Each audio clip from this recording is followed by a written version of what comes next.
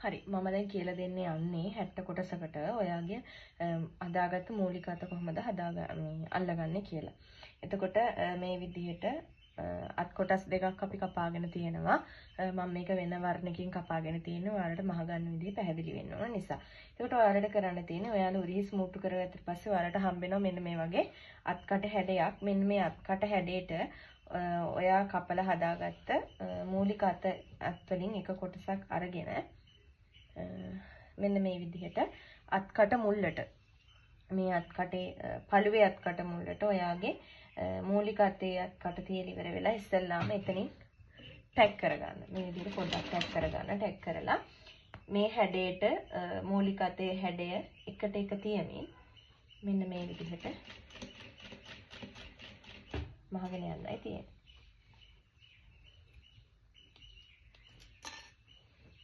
මම හිමින් කරලා පෙන්නන ඔයාලට හැඩය ගන්න විදිය පැහැදිලි කරන්න ඕන නිසා.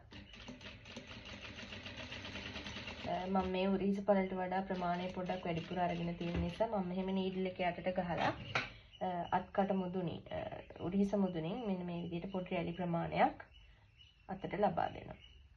මේ විදිහට පොඩි ප්‍රමාණයක් රැලි කරගන්න.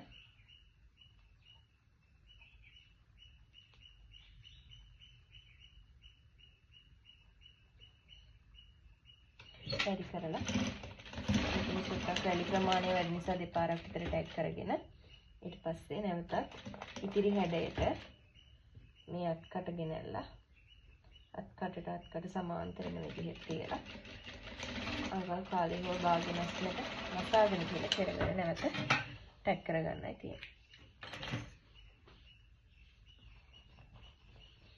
ඔයාලට එතකොට මෙන්න මේ විදිහට තමයි මහගත්තට පස්සේ හම්බෙන්නේ. එතකොට මේක අපි දිග ඇරගෙන මෙහෙම දෙකට නමා ගත්තාම මෙන්න මේ විදිහට අතක් ඔයාලට ලැබෙනවා. ඉතින් ඔයාලා අත් දෙක මේ විදිහට දෙපැත්තම අල්ල ගන්න ඕනේ. මේ විදිහට තමන්ගේ පළුවේ හොඳ පිටට අත්කටේ හොඳ පිට තියලා අත්කටේ හැඩයටම තමන් හදාගත්ත අත අල්ල ගන්නයි තියෙන්නේ.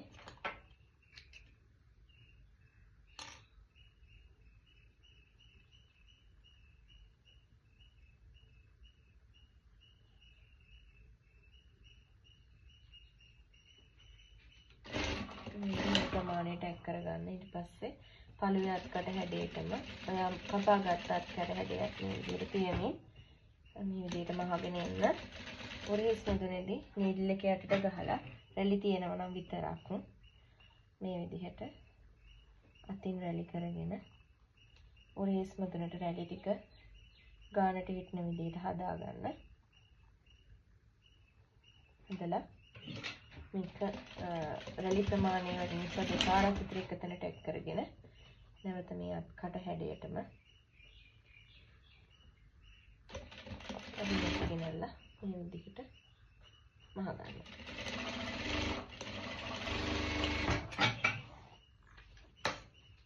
මේ විදිහට තමයි අත් කොටස් දෙකම ඔයාලට හම්බෙන්නේ. එතකොට මේක අතක් අල්ලගත්තාම මෙන්න මේ විදිහට තමයි තියෙන්නේ. එතකොට ඔයාලට දෙපැත්තේ අංශ මූට්ටු කරගනිද්දි අතේ ඉඳලා තමයි අංශ මූට්ටු කරගන්න තියෙන්නේ. මේ විදිහට අත කෙළවරින් පටන් අරගෙන සමාන්තර මිම්මකට අංශ දෙක දක්වා මහගෙන යන්නයි තියෙන්නේ.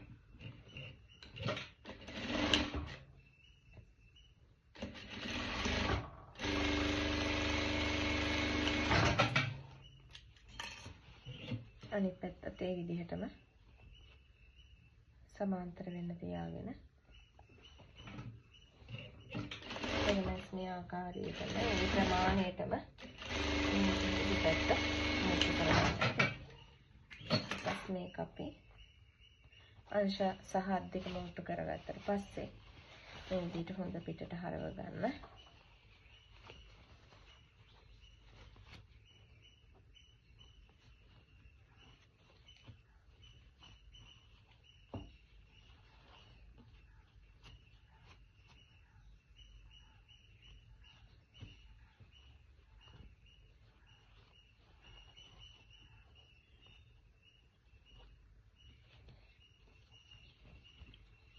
මේ විදිහට තමයි ඔයාලට මහලාංශ මුට්ටු කරගත්තට පස්සේ හම්බ වෙන්නේ.